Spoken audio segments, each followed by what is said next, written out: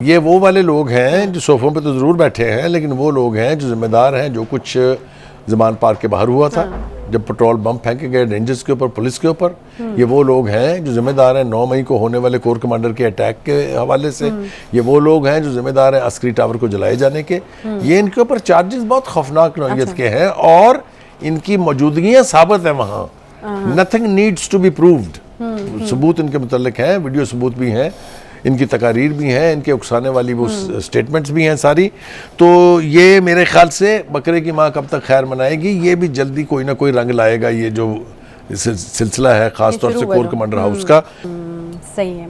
अच्छा, अब ये कोर कमांडर हाउस हमला केस है जी, चेयरमैन पीटीआई समेत 5 मुल्जिमान की तलबी के समन जारी हुए हैं। तो ये अब ये आज शाम पेशी थी 7 बजे, तो वो मेरे ख्याल में हो गई होगी। अब इसी को या तो हो जाना चाहिए या फिर गिरफ्तारी के लिए तैयार हो जाए। अगली दफा तो फिर अरेस्ट ही होंगे। गिरफ्तारी के लिए तो तैयार नहीं है वो। तो आप देखें कि हर जब पेशी होती है तो वो रात को तकरीर ऐसी ही करके जाते हैं कि आखिरी है। नहीं, वो तकरीर आखिरी करते हैं, लेकिन वो जब लास्ट टाइम कोर्ट में गए थे, इस्लामाबाद तशरीफ ले गए थे ना, वहाँ वो बैठे हुए थे सेक्रेटरी असम्बली के अपने कोर्ट के दफ्तर में। वहाँ 2 बंदे आए कोई अपने काम से कुछ और काम कराने के लिए, तो ये बाथरूम में गए हुए थे, तो वहाँ से निकले नहीं है ये।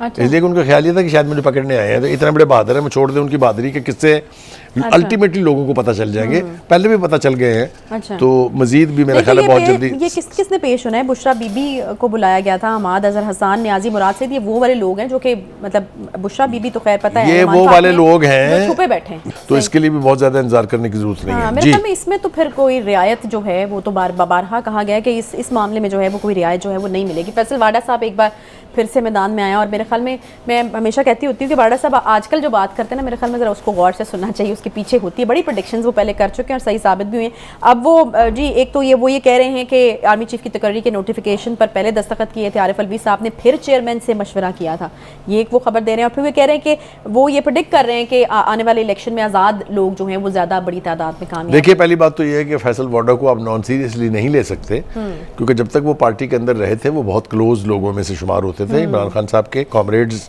इन आर्म्स में उनका शुमार होता था। उन्होंने काफ़ी एक्सपोज किया है पार्टी को भी, पार्टी की लीडरशिप को भी। बहुत सारे टीवी इंटरव्यूज़ उसके हवाले हैं और मेरे ख्याल से वो चीज़ें लोगों को फैसल वाडा के ज़रिए पता चली हैं जो पहले नहीं पता थी खान साहब के बारे में या खान साहब की पार्टी के बारे में। ठीक है जी। दूसरी बात यह है कि एक और बात जो उन्होंने बड़े वसूख से कही है वो ये है कि एक तो ये वो उन्हीं लोगों का साथ देंगे जिनको वो आज़ाद करार दे रहे हैं। इसका मतलब ये है कि वो किसी पार्टी में नहीं जा रहे हैं। ये आज़ाद जो हैं ये किसकी बी टीम बनेगी इसके हवाले से अभी कुछ कहना जो है वो कबल इस वक्त होगा, लेकिन बहरहाल उनका ये जो आर्गूमेंट है कि एक बड़ी तादाद में इंडिपेंडेंट्स जीतेंगे और फिर वो जिस भी पार्टी के साथ बैठेंगे वही हुकूमत बनाएगी। इंदिया ये है वो जो दे रहे हैं। इसलिए उनका ख्याल ये है कि वो जो है वो आज़ाद उम्मीदवार के तौर के ऊपर इलेक्शन लड़ेंगे और उनका ख्याल ये है कि वो जीतेंगे भी। और उनकी बातों को सीरियस लेने की मेरे ख्याल में बुखारी साहब ये भी वजह होनी चाहिए कि उन्होंने जिस टाइम पे पार्टी को छोड़ा, अब उनके कनेक्शंस थे, उन्होंने सेंस किया चीज़ों को। लेकिन एक बात मेरे ख्याल से इससे ज़्यादा इंपॉर्टेंट बात ये है जो उन्होंने असद उमर के बारे में कही है। वो जो खान साहब के एरिस्टोटल थे, जी जी, वो उन्होंने कहा है नहीं उन्होंने तो कैटेगोरिकली उसके ऊपर इल्ज़ाम लगाया कि पार्टी को तबाह करने की वाहद जिम्मेदारी असद उमर के ऊपर है। और मैं सब्सक्राइब करता हूँ व्हाट वाडा is saying, there is no doubt about it. ये वो लोग हैं जो आज कह रहे हैं कि हमारा तो पार्टी से कोई ताल्लुक नहीं है और पार्टी ने उनको निकाल भी दिया है, लेकिन ये वही लोग हैं जो कहते थे ये इमरान यानी पार्टी का जो हेड है वो हमारी रेड लाइन है और अगर ये हुआ तो खून बहेगा, ये पता नहीं क्या क्या कहेगा ये। और शेख रशीद जाद दोनों को अपनी ज़बान पर कोई काबू नहीं था। एक ऐसा खौफनाक मंजरनामा दिखाते थे कौम को कि पता नहीं क्या क़यामत टूट पड़ेगी। वो क़यामत जो है वो इस वक्त ज़मान पार्क के बेडरूम में तशरीफ रखती हैं। अच्छा। और कोई क़यामत वामत नहीं है। अच्छा, पीटीआई के एक साबिक वफाकी वज़ीर की आज गिरफ्तारी है, गुलाम सरवर खान साहब, याद होगा जी, मुझे बहुत अच्छी तरह याद है। उन्होंने जो शोहरत पाई है वो ये है कि पाकिस्तान इंटरनेशनल एयरलाइन जो है उसकी बर्बादी का वो बायस बने हैं। वो अपनी मोहब्बत में अपने पार्टी के लीडर के जो उन्होंने बयान दिया था कि जी जितने पायलट हैं पीआईए के उनके तो लाइसेंस ही जाली हैं, 2 नंबर है। पूरी दुनिया में पीआईए बैन हो गई और जिसका अरबों रुपए में नुकसान हुआ हमें और किसी ने पूछा तक नहीं इनसे। इनको तो इनके खिलाफ तो बहुत खौफनाक एक्शन होना चाहिए था जो नहीं हुआ है।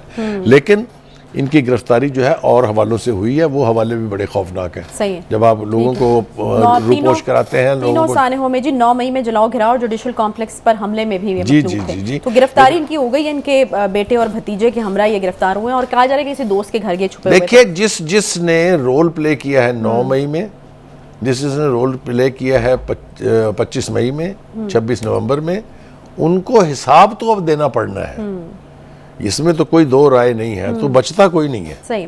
अच्छा, सदर मुमलिकत ने आज जस्टिस काजी फाइज ईसा की बतौर चीफ जस्टिस तैनाती की मंजूरी जो है वो दे दी है और बड़े आजकल साइलेंट या फिर क्या उसको कहेंगे कि बिल्कुल भी मजामत करते हुए नज़र नहीं आ रहे, कोई बयानात देते हुए नज़र नहीं आ रहे। आपको लग रहा है कि सदर साहब ने अब सीखा है बहुत सारी चीज़ों से और अब उनको लगता है कि अब नहीं फ़ायदा कोई? उनके पास मेरे ख्याल से इसके अलावा कोई चारा नहीं था, पहले उन्होंने करके देख लिया है। अच्छा। क्योंकि जो दक्षत वो नहीं करते थे समरी के ऊपर, वो ऑटोमेटिकली फिर लॉ भी बन जाता था और हो भी जाता था। अच्छा काम किया उन्होंने कि आने वाले एक चीफ जस्टिस को कंट्रोवर्शियल बनाने की बजाय उन्होंने चुप करके उसके ऊपर साइन कर दिए हैं। जाहिर है उनकी पार्टी के चीफ मुश्किल तो बहुत हुआ नहीं अभी आप इस समरी के ऊपर दस्तखत करते हुए, क्योंकि इसके हवाले से तो बहुत ज्यादा जी मैं उसकी तरफ आ रहा हूँ, जाने नहीं दूंगा आपको मैं। देखिए, पहली बात तो ये है कि जो मौजूदा अदलिया की क़यादत है वो बहुत सारे प्लान बना के बैठी हुई थी। इस वक्त पता नहीं मौका है कि नहीं कि उसकी तफसील में जाने का। काजी फाइज ईसा के खिलाफ एक साजिश हुई, उस साजिश में अदलिया की टॉप लीडरशिप शामिल थी। उनको चीफ जस्टिस बनने से रोकने के लिए पीटीआई की क़यादत, ख़ास तौर से उसके चीफ और जजेस ने मिल के साजिश की, जो कामयाब नहीं हुई। रेफरेंस दायर किया गया जिसके अंदर गवाही और शवाहद नहीं थे, इसलिए वो कैंसिल हुआ।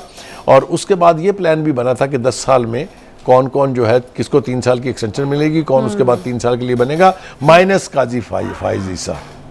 एक तो मुझे खुशी, होने वाले चीफ जस्टिस उस कहानी में कहीं भी नहीं थे। हाँ जी, मैं अर्ज करूं, मुझे खुशी इस बात की है कि एक तो इनके आने से वो एक्टिविज्म, जुडिशल एक्टिविज्म जिसको कहते हैं, जो इफ्तिखार चौधरी के दौर में शुरू हुआ था, वो और फिर वो खोसा साहब से होते और वो फिर वो गुलजार साहब से होते और फिर वो साकिब निसार से होते हुए और अब बंदियाल साहब तक पहुंच गया था, उसका खात्मा हो जाएगा। अच्छा। और मेरिट्स पर फैसले होने की गुंजाइश निकलेगी एक तवील अरसे के बाद।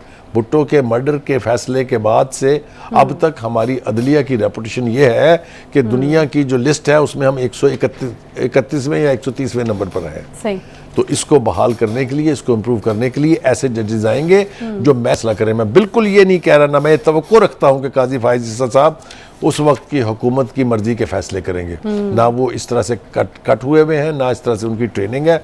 वो दबंग फैसले करेंगे और मैं समझता हूं कि इंसाफ का तकाजा यही है कि आप केस के मेरिट पर फैसले करें, इंडिविजुअल की बुनियादों पर फैसले ना करें। चलें, वी होप के चीज़ें जो हैं वो बेहतर हों, क्योंकि सज़ा और जज़ा का जो निज़ाम होता है उसका सही होना एक माशरे में बहुत ज़्यादा जो है वो एक ज़रूरी चीज़ होती है।